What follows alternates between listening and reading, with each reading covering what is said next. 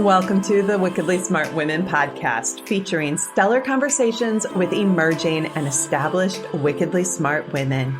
Thanks for joining us today as we celebrate women who are committed, care deeply, and have the courage to take action and create conscious change all around the world. Now here's your wickedly smart host, Anjel B. Hartwell.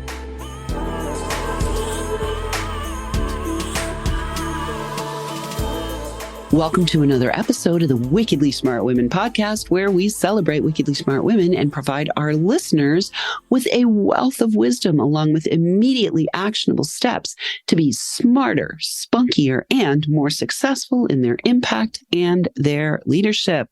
This is your host, Anjel B. Hartwell, and today we welcome our special guest, Emily Kristofferson. Emily is a business strategist for entrepreneurs who can't figure out how to get to the next income tax bracket without burning their business or themselves to the ground.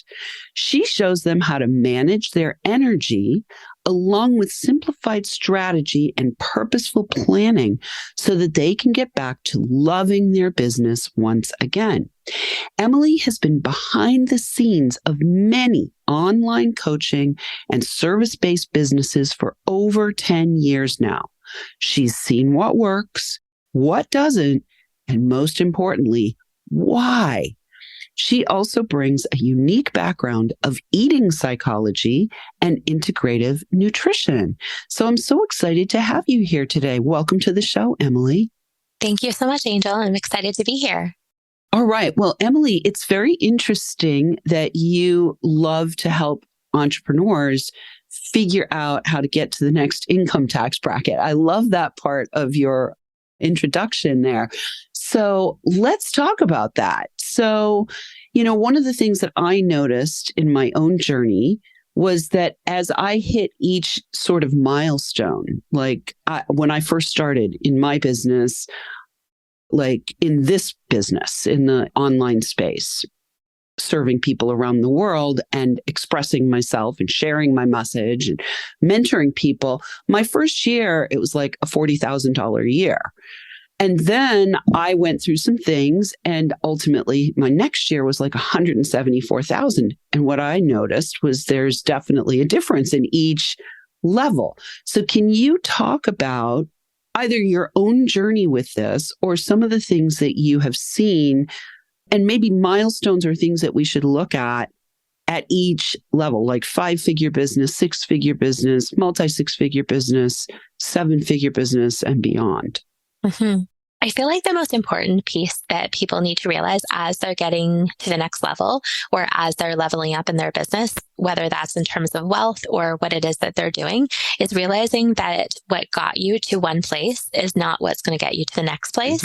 And what I saw in the work that I did behind the scenes of many successful businesses was that they were usually working in a certain way to get to 6 figures. And then I would join and they might have the intention, let's say, of leveraging the offers. So moving beyond 1-to-1 to get past 6 figures. And they would show up in that same way. So they were putting a lot of effort in. They were thinking that they needed to work really hard. And so it's that thought of how could I work any harder than I am now to get to the next level or to make more money? And that's a really huge shift for a lot of women who are in business because we're attached to our business or we think of our business often as our baby or our child. And so it's really helping my clients to make that transition to the CEO as having more energy and having more ease. And in order to do that, it really starts with awareness and realizing that first point, which is the way that you got to where you are now is not likely how you're going to continue. Even the tasks that you're doing in your business, there might be some things that you enjoy that no longer make sense for you and would make sense for someone else to do. So there's a lot of moving pieces when it comes to that. And I feel like awareness is really that first step. So being aware in terms of your schedule, your time, your focus, all of that. Yeah, beautiful. Well, I've also gone through that process of leveling up, plateauing, burning out, literally throwing my business into the fire. I had a giant fire ceremony in March of 2017, and I threw everything into the fire. And then I ended up coming back to myself and saying, okay, I still have a mortgage to pay, right? Mm-hmm. And put myself out at that time to be doing sales for other mentors and other coaches for a short period of time. So what I'd like to ask you, Emily, now is sometimes there's a push maybe in the market or the collective to level up, right? That may or may not come really authentically from within. And I'm curious if you have seen that challenge. And if so, how you help people to really get clear on what do they actually really want. Right. Yeah, I feel like in the online space, there is this book push, especially in the last few years around making money. I feel like we used to say, oh, I just want to get to 6 figures. Now it's 7 figures. And soon it feels like it's going to be 8. So it's almost like there's never enough, or it's never going to be enough. And I think the biggest thing is just stopping and sometimes disconnecting or unplugging, and then considering for yourself what it is that you really want. So what is your definition of a success? I know for me in my business, what happened was when I first hit 6 figures, I was working a lot. And I also had the belief that I needed to keep working. So I just kept working. And I was doing really great work. And I was primarily doing client fulfillment. So that was one of my first mistakes, was letting go of some of the business management or business development marketing pieces and focusing so much on my clients. But that was because there was a lot of work and that's how I was getting paid. And then it was, okay, I need to start making some shifts. But even as I was making those shifts, I was bringing those old habits of just working and over efforting and over delivering. And so I also ended up in burnout and exhaustion and went through that whole process too. And through it, I realized what was most important. So I went back to why I started my business, which was really for my son. And so I realized really quickly that the way that I had set up my business and the way that I was showing up actually wasn't honoring my initial intention with my business. But I don't think I would have realized that without some reflection and without some pause or unplugging from the space. And I feel like that almost digital detox is one of the very first steps that a lot of my clients need to go through. Not that you shouldn't always be learning, or not that there's valuable content that you can be consuming, but sometimes it is, you just need that little bit of space, whether it's a 15-minute pause in your week or whether it is a vacation that is truly unplugged for the very first time, and working towards that and what needs to be set up in order to have that. Yeah. So as you're saying that, Emily, what immediately comes into my mind is how your background in eating psychology and integrative nutrition may be informing this idea of, stopping and taking space and really discerning, am I in alignment with my intention? Also, I love what you said about we do not have to be consuming content ourselves 24/7 either, right?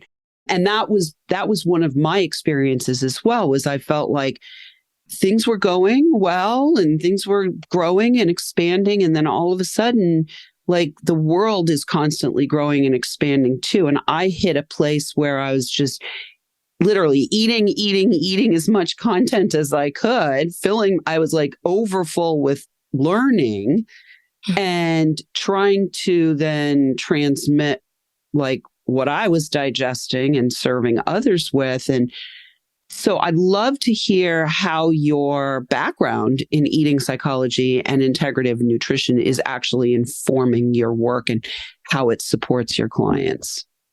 Yeah. So a few years ago, mostly out of a passion, I decided to go to the Institute of Integrative Nutrition, and I was there for a year. I also decided to go to the Institute of Psychology of Eating after that to deepen my learning. And I would say that the biggest thing for me was the shift in how I saw my energy levels, how I used my energy. So it was really, I think I had a focus on productivity. So time blocking, using my calendar. I'm really good at all of that, but it wasn't working for me anymore. So I was looking for something else. And the eating psychology really helped me with a mindset shift of looking and seeing that there's actually gifts or there's lessons, soul lessons in my fatigue. And so the only way then for me to figure that out was to slow down and take that time to listen. And I feel like the other piece of it too is having the grace or the compassion with myself to say, oh, of course, when I look at entrepreneurs today in terms of how fast we're moving and how much we're using our mind for decisions and creative energy, no wonder we're tired. No wonder we're stressed. And so that was the piece that I learned from the education of having compassion for myself, which really then changed everything. But I think in terms of my work, then it's really helping my clients to look at what is the gift or what is the lesson. Maybe it is asking for a different direction, or maybe it's asking you to revise your business model, or maybe it's asking you to spend some time in your health or with relationships. I had a client years ago who really talked about the sacrifice that was needed to have success in her business. And she no longer has a business. So she's one of my inspirations for what I do now, in that she burned her business to the ground and decided that she would go in a completely different direction. But what I saw from her was that she was really missing out on all of those relationships. So all of the friendships, all the social activities that she said no to do the work, because that's what she thought she had to do to reach a certain level of success. So sometimes that fatigue then is showing up not necessarily as something that you need to, eat or sleep or those things that we typically think. There could be something deeper or something psychological that we need to address. And I feel like when I get to that point and figure it out or help a client to figure out, that's the most exciting piece. And they may not think it is exciting, but looking back, we can always see that there's a reason of why. Beautiful. And so Yeah. So I love this idea of there's soul lessons in our fatigue. So if you wouldn't mind, I'd love to have you give an example of, how do you figure out whether it's underneath and deeper into the soul? And maybe a great example of somebody that you worked with where in the work, however you do your work, in the work, it became clear that it was really the soul message that wanted to come through. So I have an example of a client that I worked with for about a year. And what I saw from the start was that she was trying to fit herself into a model. So she had previously worked with a coach for a while and had been trying to create a business based on the coach's business. And this is not uncommon. But when she came to me, what she had realized was she had this outward success, yet was not happy, not feeling fulfilled, and not sure why. And it was presenting as, I'm just so tired. I don't know what I need to do differently. I don't know how I need to show up. And she would talk about her calendar. And we definitely did work on her calendar at the start, but it was so interesting because it was clear that there was something else. So in that example, it was really about how to do more that fit her. So how to gather her strengths and lean into her strengths, how to create a business around her that fit her life, fit her energy levels, fit the way that she wanted to show up. So a lot of it was the coaching around what is it that you actually want. And when she came to me, what was interesting is that I have a client intake form that my clients filled out, and I asked them what they want. The very first thing is that she wanted to make $750,000. She was perfectly clear. And by the end of working together, her main goal was that she wanted to spend the summer by a lake. And yes, there were impacts. She had a launch that was $90,000, which was more than she had had. There were lots of positive things. However, the biggest positive thing was really actually getting clear on what it is that she wanted. What did she want her business to allow her to create? What did she want to create through her business? A lot of that is really just good coaching in terms of questions, asking. A lot of times we don't have a space that is totally dedicated to what it is that we want to create. So it was a really magical experience, I think, for both of us, I could say. Beautiful. I love it. Well, we're going to go to our break right now. And when we come back, we're going to talk more about how people can get in touch with you. Right now, Wickedly Smart Women, we could use your help. If you are enjoying the show, please consider joining our community, making a donation at www.wickedlysmartwomen.com and sharing with your lovely lady friends that might benefit from our content. Help a gal out and let your sisters, mothers, daughters, friends, and colleagues know about the show so that we can serve them too. I want to say a big thank you to all of our listeners who are downloading, rating, and reviewing. We are welcoming thousands and thousands and thousands and thousands and thousands and thousands and thousands of downloads from all over the world. We're now up to 108 countries. So we're going to shout out this week to our listeners in Toronto area, Canada, including where Emily is from, and Belgium and Slovakia. And we will be right back with Emily Kristofferson.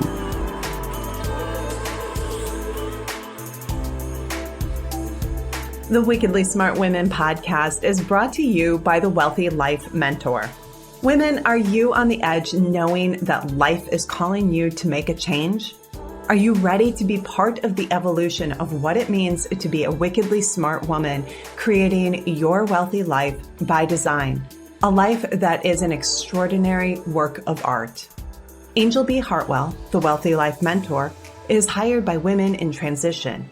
Women just like you who want to break through to their brilliance, become clear on the value of their wisdom, and embody a beauty-filled, balanced life of shameless self-expression. Discover your wealthy life readiness by taking the quiz at quiz.wealthylifementor.com. And we are back with Emily Kristofferson. You can find out more about Emily at emilykristofferson.com. We will have that link for you in the show notes. Before we went to the break, we were talking about one of her clients who started out with this very clear goal that she wanted to create $750,000 and ultimately got clear in the work with Emily that what she really wanted was 2 months by the lake. And so what I want to say here, Emily, or ask you about here is often the money piece I have found, and I do a lot of work helping people with the money piece, right? Getting really clear on what the actual money is that they require and the money that needs to come in order for them to get the kind of support that they need. And for myself and for many clients, there's sometimes this weird like chicken and egg thing. Like, I need more support, but I have to pay the support. How do I make the money and the support and the working and all the things work together? So do you ever have any work that you do with people around the money piece of it? And how do you help them in that way? Yeah. So often when someone comes to me and they're experiencing some level of burnout, they feel like I have to take a complete break. However, there's the money piece. And so I would say that in my work, the biggest piece is around how to still make the money and not abandon your business or not make the money in sacrifice of you looking after your health. So it's how to show up for your business in a way. And most of the time it looks at what is working. So what is working based on data, not just your emotion or instinct. Sometimes that obviously is valuable too, but looking at the data and using that to make some decisions in your business and be really clear in terms of why it is that you're doing what you're doing. So if you know what you're doing and you know what the intention is behind it, a lot of times then you can show up and you can do the work. And it doesn't have to be this exhausting long hours, long days type thing. So yes, the money piece is an important piece of it. And I feel like when you're clear on the activities in your business, specifically marketing and sales activities, and why it is that you're doing what you're doing, a lot of times one of my clients will say, oh, I just love how you can tell me what I can stop doing. So here's all the things that you can stop doing. So I feel like, yes, the money piece is discussed, but a lot of times it goes deeper than that when we start discussing money. Sure. So one of the things that I'm hearing here, and I like to say myself, stop being seduced by the culture of busy. Mm-hmm. The whole idea of we have to work hard in order to succeed it feels to me like we are actually being invited collectively to dismantle that idea. And especially as more and more, we'll call it convenient, new ways of doing things, the convenient new ways of doing things arise, it's not so much about us figuring out how to make ourselves experts in that convenient new way, but it's rather us making decisions to leverage those ways and then have permission to rest and have open space. So can you talk about the resistance you might find in your clients when they do get the open space opened up for them? Do you ever notice that they want to put more to-dos on their to-do list? Is that a problem? Yes. So that is a very uncomfortable feeling for a lot of my clients. And it comes with a lot of mindset issues that come up. And it's always fascinating to see what does come up. But yes. And really, because I have seen it over and over, that I know what to expect. And I know to guide them that they need to put more life likely into that rest time. The other piece too is that we talk about what does that look like? Because the chances are that disappointment, that challenges, that regrets are going to come up during that time when you're not so busy. Just anticipating that, knowing, having someone else guide you who knows what it's likely to look like, that is a really big piece of it. But I think that it's just learning how to sit and navigate that discomfort. And a lot of entrepreneurs already have the experience of doing so. When you take a next leap or you go to pitch yourself or there's an opportunity that is new and exciting or possibly outside of your comfort zone, it's the same thing. So it's going to feel the same way, but it's going to be different. And for a lot of my clients, it's the very first time because they've always been high achievers. Whether they came from a corporate background or not, they have succeeded in some area of their life. And so they are a go-getter. So it takes them unprogramming and really pausing. And again, I feel like it goes back to those lessons, our energy or fatigue are asking us to pay attention, possibly humble us, make us wiser, to possibly limit our focus. And so none of this is bad. There's no bad news. It's just knowing what to expect and then having some support as you navigate that discomfort and sit in it without filling it up. Yeah, well, I really love that you're presencing that often we keep ourselves busy to avoid feeling the feelings that we don't want to feel, that some of those feelings can be showing up as a result of keeping ourselves so busy, but sometimes we keep ourselves busy because there's a lot deeper things going on.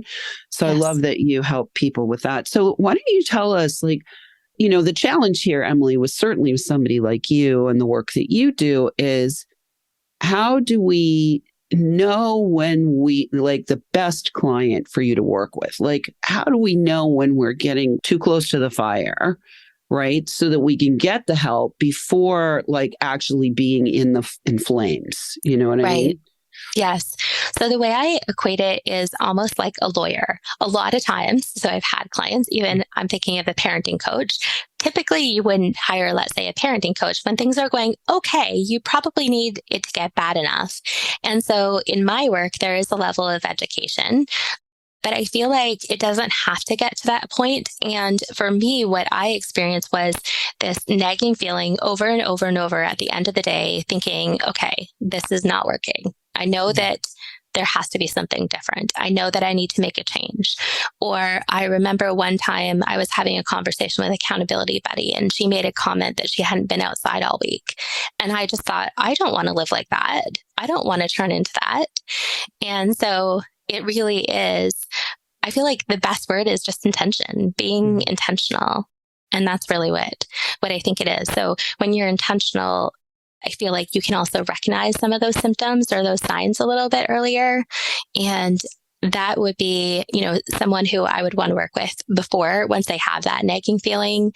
And okay, what is something that I can do about it before it gets too bad? Right. So what I'm hearing there is if you're saying to yourself, okay, I'm doing this stuff and it's not working anymore, or it's not working. It could be it's not working anymore because a lot of times things that work stop working.